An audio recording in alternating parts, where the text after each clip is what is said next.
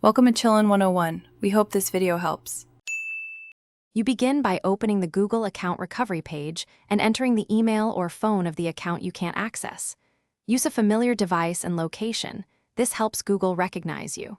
Have your recovery email, phone, or backup codes at hand. If prompted, choose the option you most recently used for verification.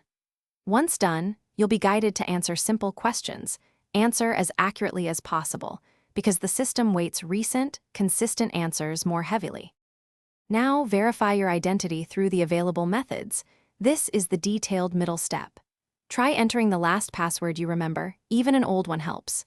If you set up a phone prompt, approve it on that device. If not, choose text or call and immediately enter the code you receive.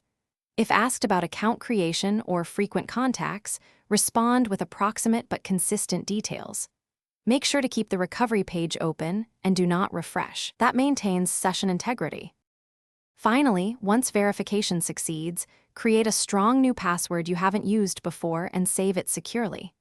Update recovery email and phone, sign out other devices, and enable two-step verification to prevent future lockouts. Make sure to record backup codes in a safe place. If you can't verify now, don't panic. Try again using a different device or the original location, and wait a few hours. Sometimes retrying with more accurate answers unlocks the account. Thanks for watching. Consider subscribing if we helped you.